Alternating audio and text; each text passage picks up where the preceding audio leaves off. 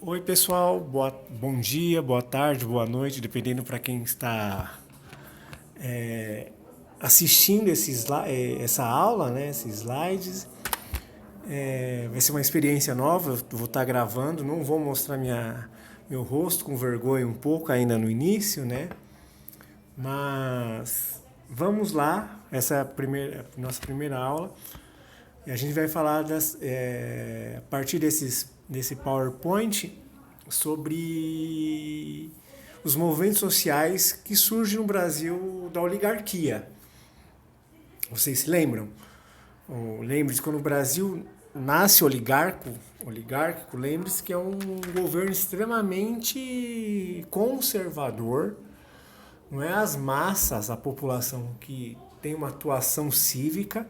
Ao contrário, o poder político está concentrado quem tem terra, nos donos de terra.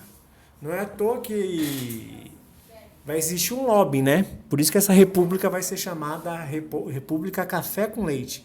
Porque esse lobby vai existir um acordo entre grandes coronéis, que são fazendeiros de terra, proprietários de terra, com o governo federal para ter essa troca constante entre as duas oligarquias mais fortes, que é a oligarquia de São Paulo e a oligarquia de Minas Gerais, tal como a música de Noel Rosa fala, né? São Paulo produz café, Minas leite e Rio se der samba. Certo. Nesse governo cívico que começa, que a primeira fase é a República da Espada, né? Que é foi uma das formas veladas de ditadura, que eram os militares aquartelado, coturno no poder. Ao abandonar, volta os civis e vai ser o primeiro Prudente de Moraes. Esse é o contexto que vai se dar, que vai ser essa república velha, oligárquica, são sinônimos, vai até 30. E quais serão os principais movimentos sociais que vão existir nesse período que vai existir? Que vai ser um movimento extremamente conturbado e... Opa, travou aqui, vamos ver. Opa, voltou. Um período extremamente conturbado, que vai existir várias revoltas no país. Justamente porque a miséria material da população está péssima.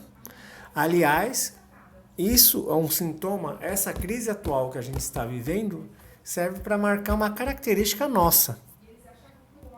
Que eu já falei, que a nossa formação, esse sentido da nossa formação histórica, que eu vou chamar de sentido colonial, porque não foi rompido, é justamente o quê?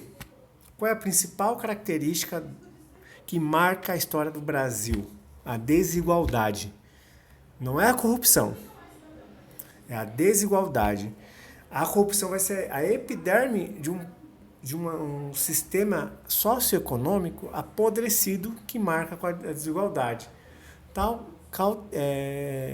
Não é à toa que tem uma frase do Brecht, que é um teatrólogo e poeta alemão, que ele fala: olha que curioso, olha essa grande massa de trabalhadores.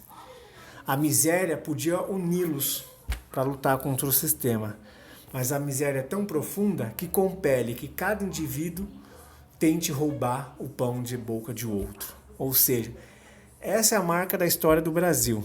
É a desigualdade que permanece até hoje. Basta lembrar, os jornais falam que 50% da população brasileira não tem saneamento básico, ou seja, é uma desgraça esse país. É pesado. Nesse contexto de República Velha, voltando, vai existir dois grupos que a gente vai chamar. No campo e cidade.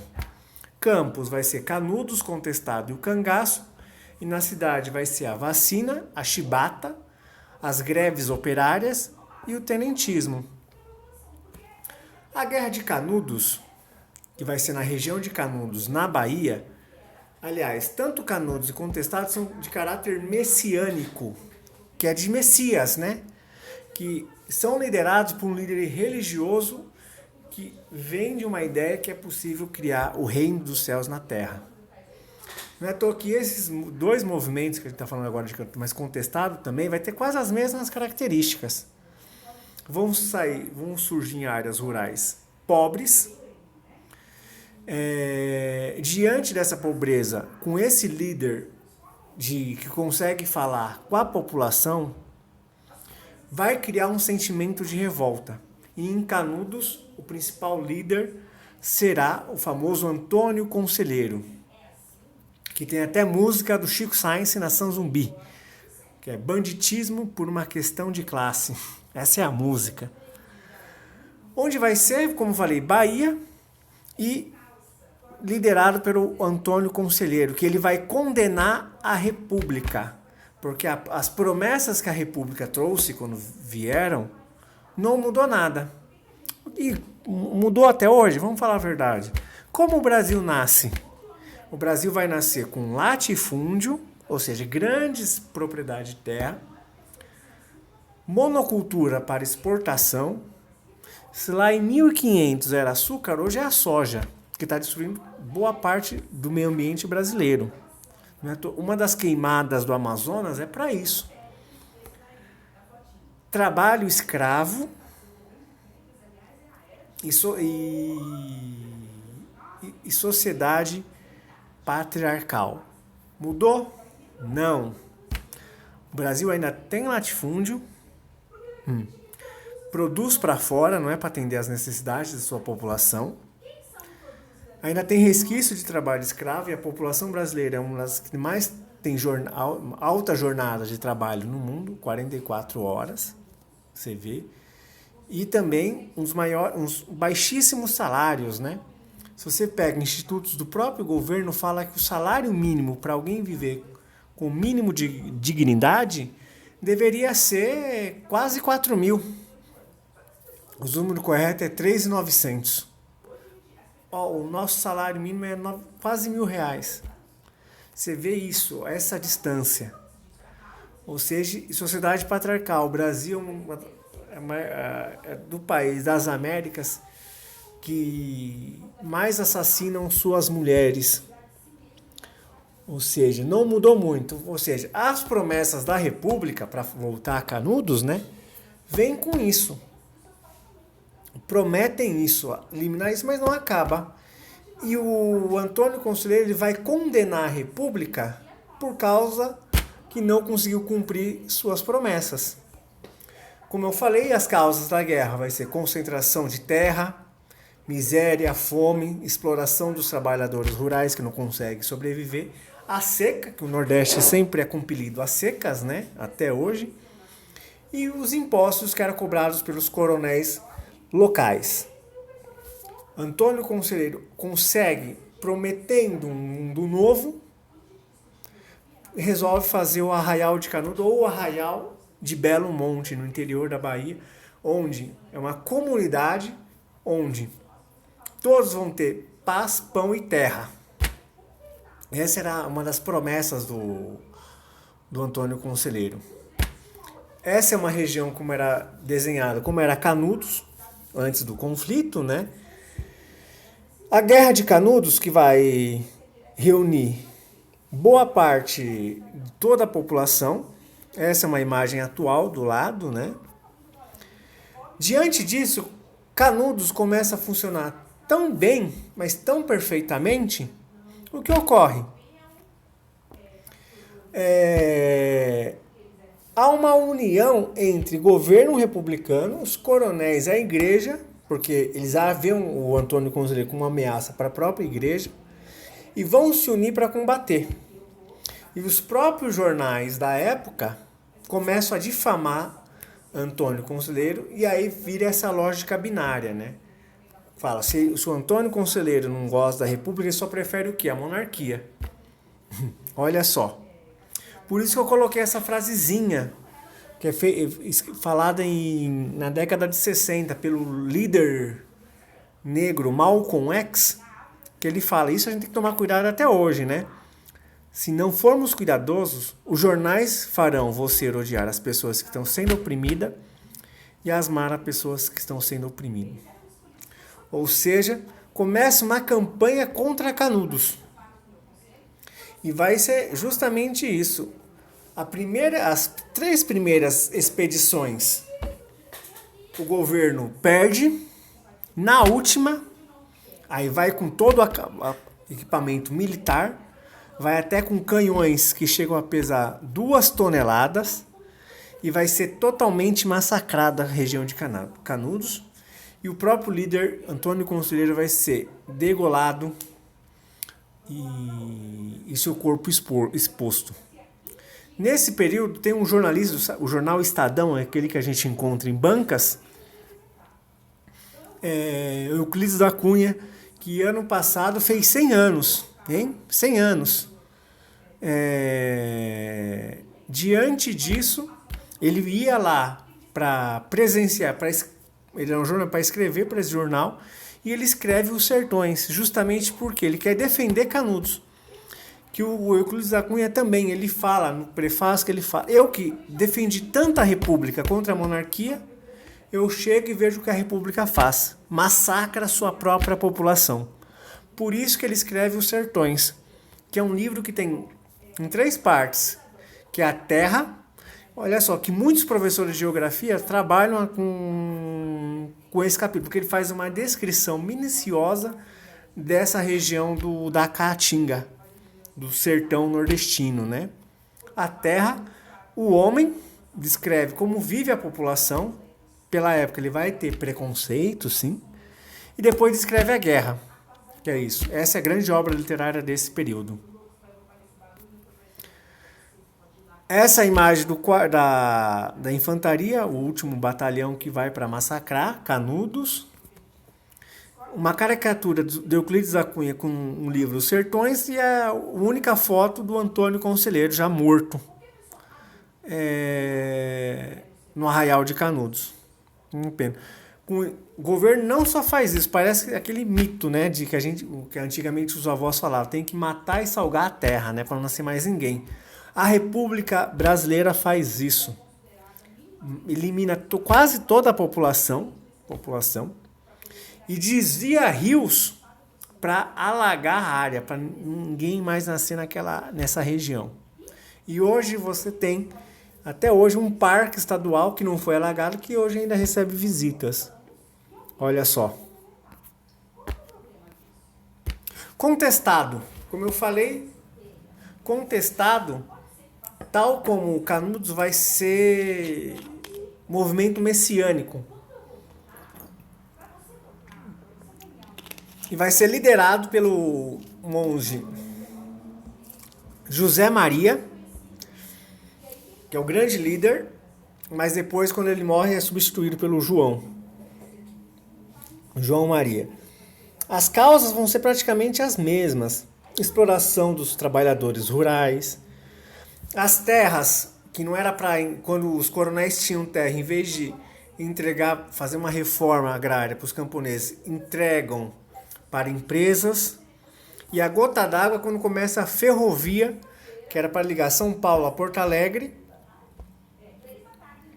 que faz? Começa a cada vez mais expropriar as terras que os poucos camponeses têm. Diante dessa situação é a gota d'água. Nesse momento, esse é o mapa, né? Surge esse líder, José Maria, que reúne, essa é a bandeira deles, que reúne milhares de sertanejos no interior, nessa região de Santa Catarina e Paraná, para lutar contra essas expropriações das terras. Sertanejos do contestado, imagens aí para nós assistirmos, né? E vai ser justamente isso. Essa região que ele consegue ocupar, o José Maria vai se chamar de monarquia celeste. Porque tinha um objetivo de caráter religioso, celeste é celestial. Ou seja, essa região vai ter leis próprias, igualitárias, aquele mesmo princípio, paz, pão e terra. Novamente, tal como Canudos, a população, para fugir dos coronéis locais, pela violência, começa a ir cada vez mais ir para contestado, fugindo.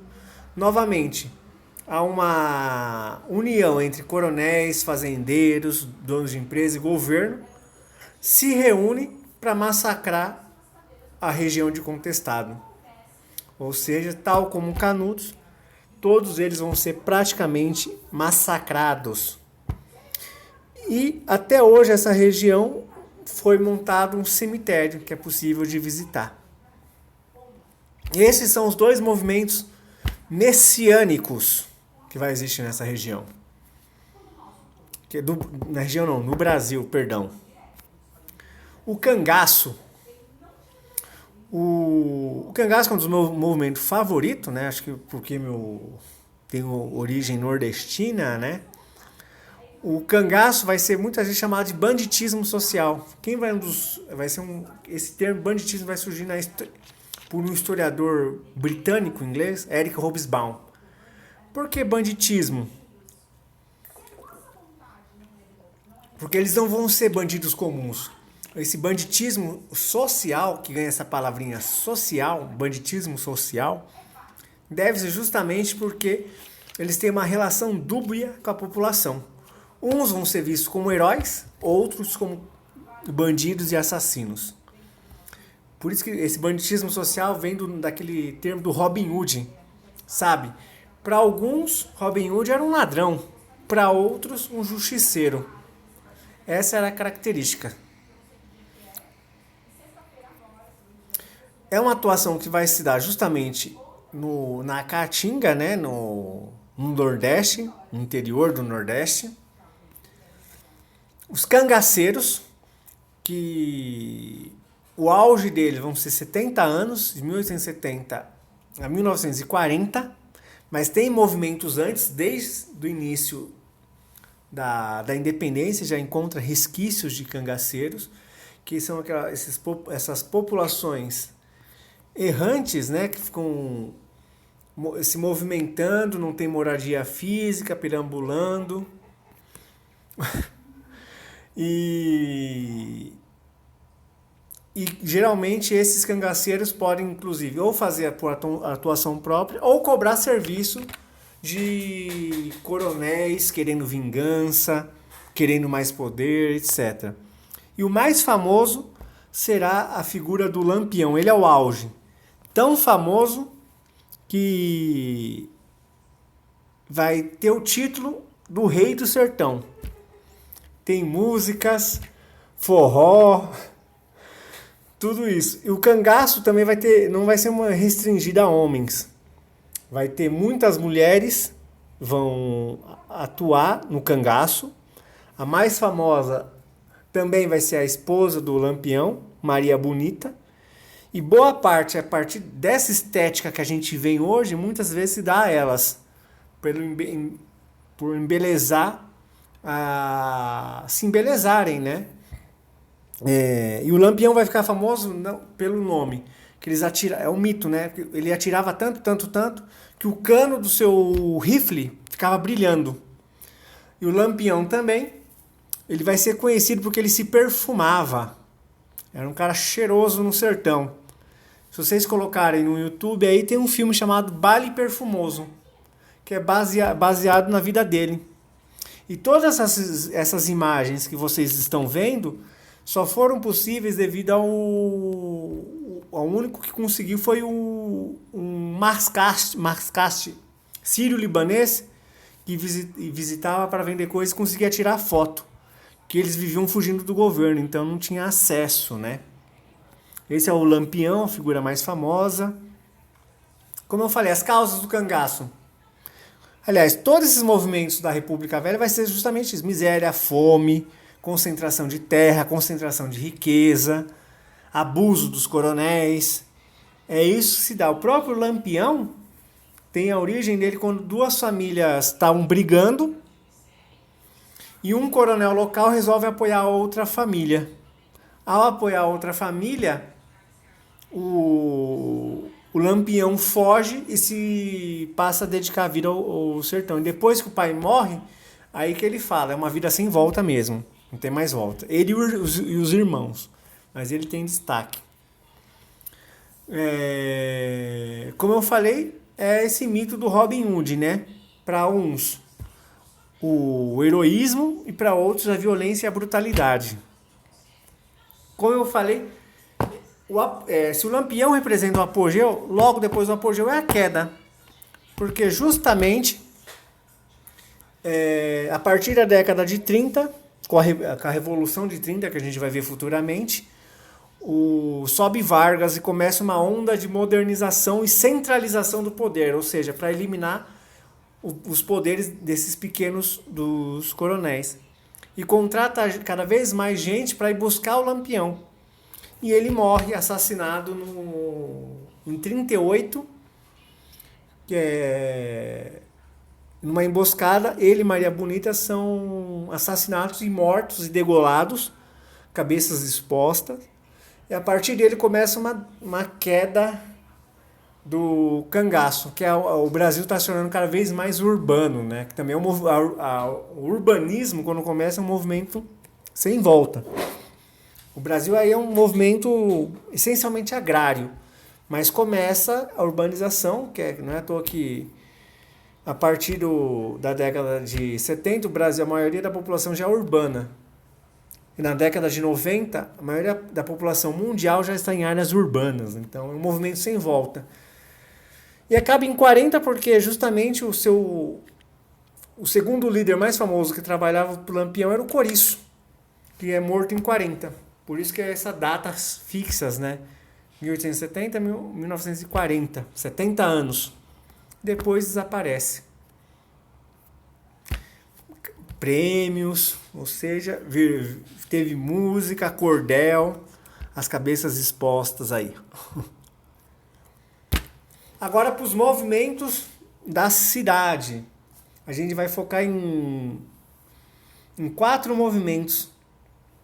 A revolta da vacina, a chibata, movimento operário e o tenentismo. A revolta da vacina vai se dar justamente porque o Rio de Janeiro, se inspirando nas grandes metrópoles europeias, com destaque para Paris, passa a se modernizar e fazer reformas de mobilidade urbana. Nessas reformas já acontece o quê? Muitas casas passam a ser destruídas, que é um movimento que acontece até hoje. Em 2014, muitas casas no Rio de Janeiro na Copa do Mundo era a mesma coisa. Em São Paulo, ou seja, muitas casas eram destruídas para construção de largas avenidas e prédios. Copacabana Palace, tudo, ou seja, de frente para o mar. Ou seja, essa população mais pobre praticamente está sendo expulsa dos centros da cidade do Rio de Janeiro. Começa a formar justamente os cortiços e favelas, só que abandonado ao léu. Ou seja, cortiços e favelas sem nenhum mínimo de saneamento básico, que eu insisto, 50% da população até hoje não tem saneamento básico, começa a proliferar doenças, com destaque para varíola. Ou seja, diante dessa, que vira uma epidemia o Rio de Janeiro de varíola, né? Surge um médico sanitarista, Oswaldo Cruz, famoso, e consegue ter o apoio do governo para aprovar a lei da vacina, que é justamente para criar brigadas acompanhados por policiais para entrar e aplicar a vacina à força. Isso é a gota d'água. Isso é a gota d'água. Porque foi um acúmulo de situações. Não é que isso vai levar à revolta, mas foi um acúmulo de situações que, quando surge uma coisa, que vai ser a vacina à força, explode a cidade. Explode a cidade.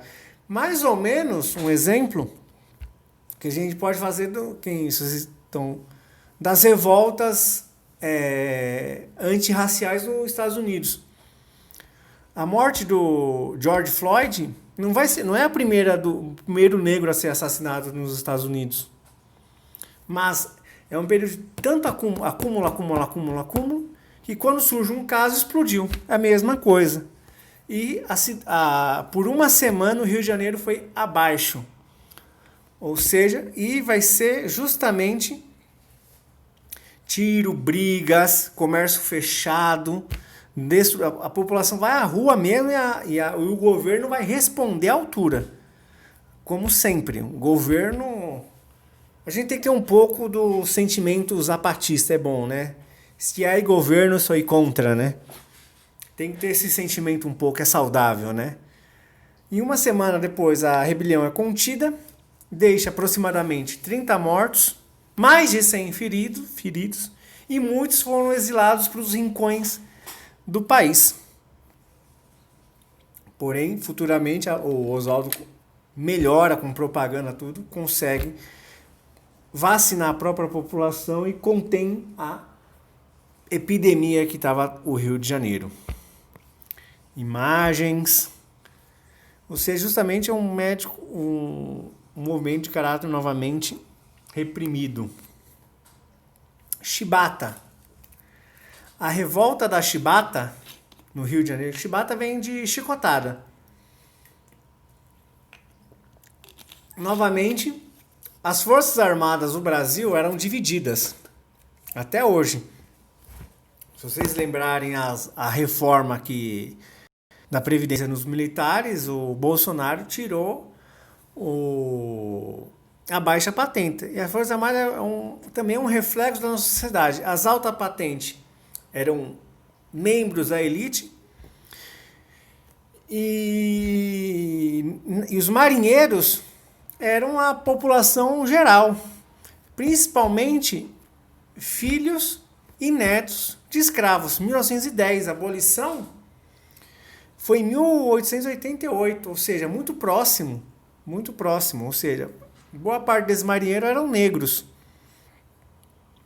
E com essa herança escravista, escravocrata, a punição da marinha eram chibatadas nas costas.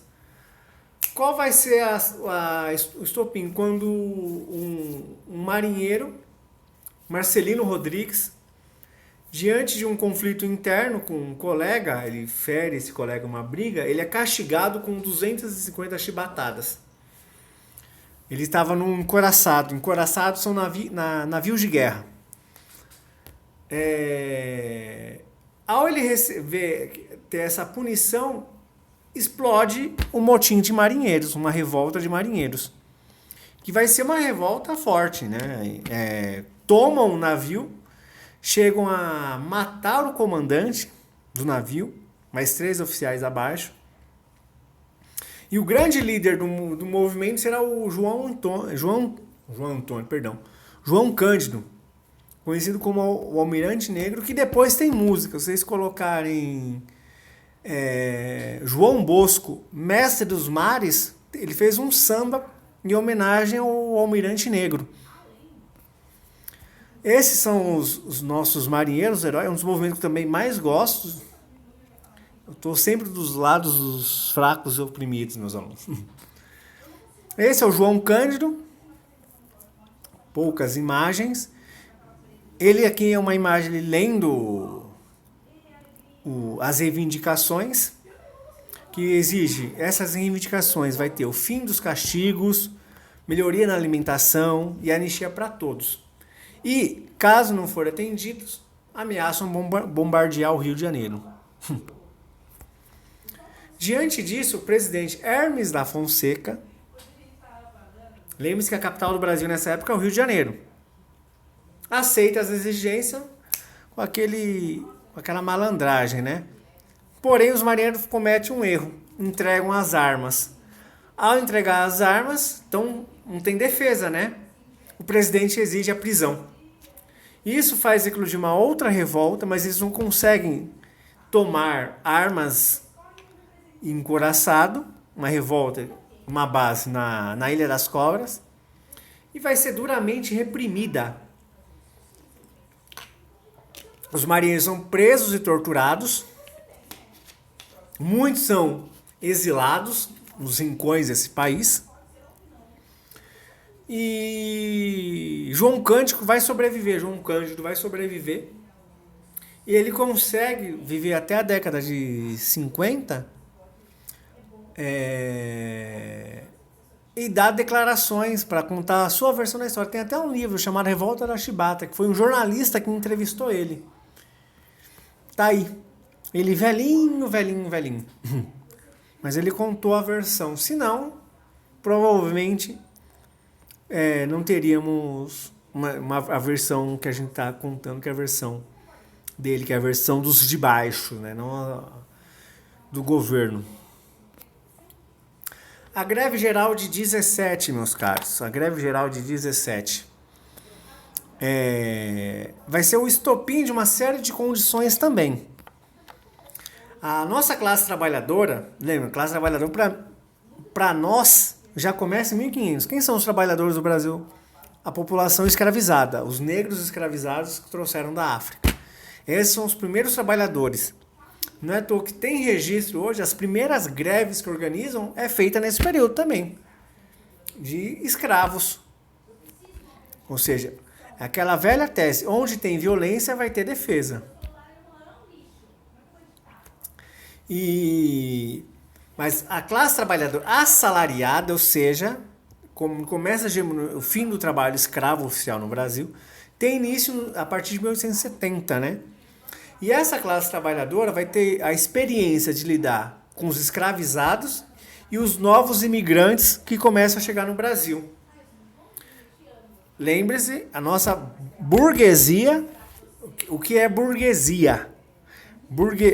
O título, hoje, burguesia parece que é rico, gasta, notinha de 100, gasta, né? Mas burguesia significa dono de terras, indústrias.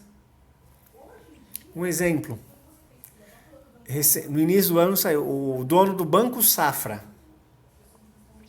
Comparou a fortuna dele do Neymar. O Neymar tem 28, 29 anos, né? O salário do Neymar lá na França é 12 milhões por mês. Olha a diferença, o senhor Safra. Para o Neymar chegar na fortuna dele, ele deveria trabalhar até os 58 anos, guardando os 12 milhões por mês. Ou seja, isso é burguês. É isso. Não é à toa que são 28 famílias burguesas que mandam no Brasil. Mas essas 28 burguesia nossa, de origem escravista, tem saudade da senzala. Até hoje. Esse contexto, justamente é o quê? Superexploração do trabalho, que permanece até hoje, que eu falei, ausência de leis trabalhistas, férias, etc. E péssimas condições de trabalho, né? Péssimo. Tem até um termo da época chamado os aleijados da indústria, que era um ritmo tão pesado que perdia a mão, perna, acidentes que literalmente deixava a pessoa aleijada. Ou seja, essa era a condição de trabalho nessa época. Porém, nessas condições de trabalho,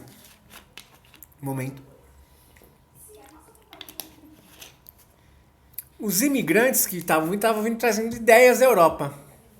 Anarquismo, sindicalismo, anarcossindicalismo, socialismo, comunismo. Os principais criadores dessas ideias, anarquismo e comunismo, eram dois grandes intelectuais, filósofos de formação, que eram Bakunin e Marx. Bakunin, geralmente, é o grande teórico do anarquismo,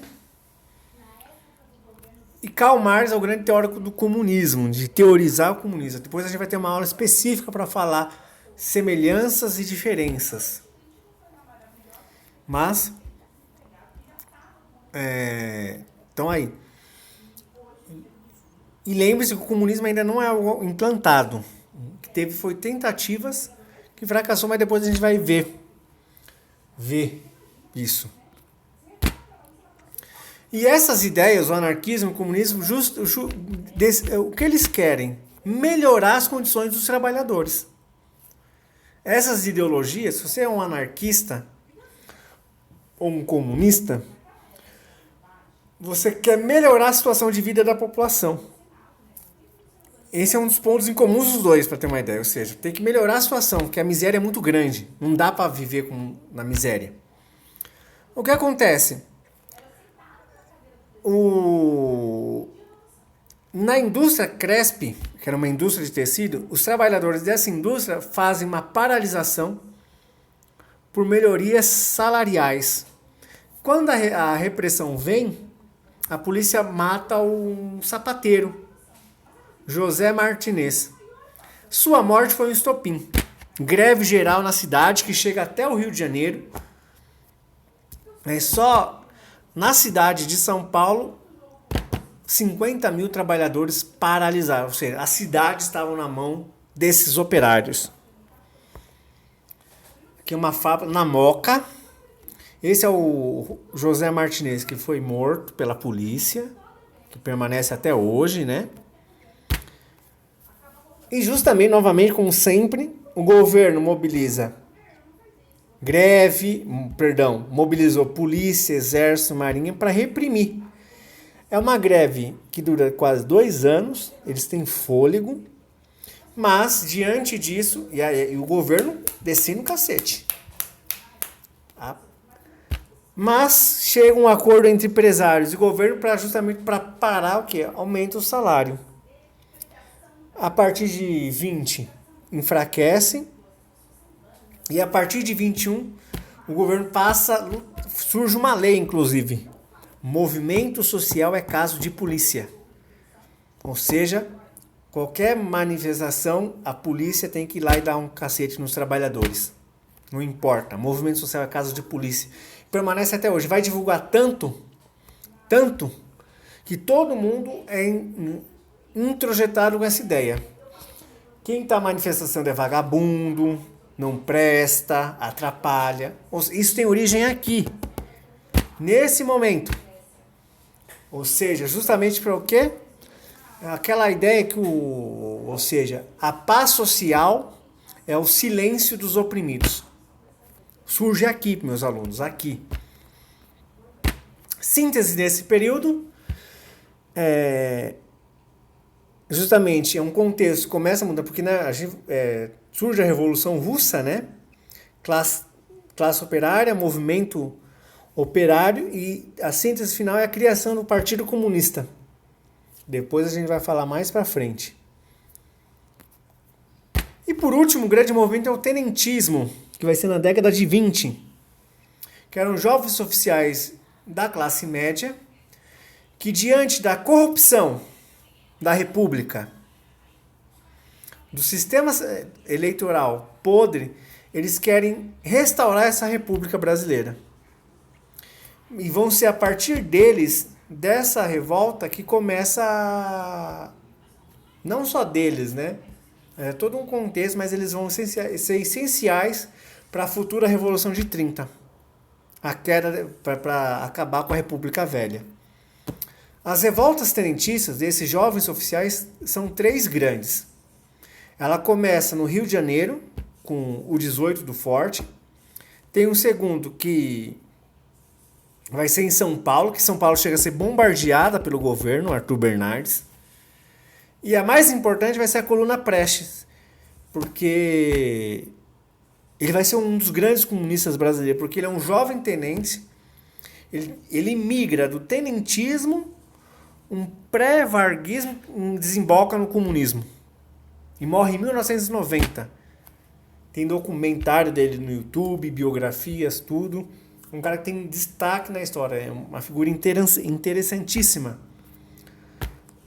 Luiz Carlos Prestes, ele é organizado porque justamente ele faz a marcha da Coluna Prestes, que ele passa a percorrer todo o território brasileiro e desemboca na Bolívia para denunciar os males da República.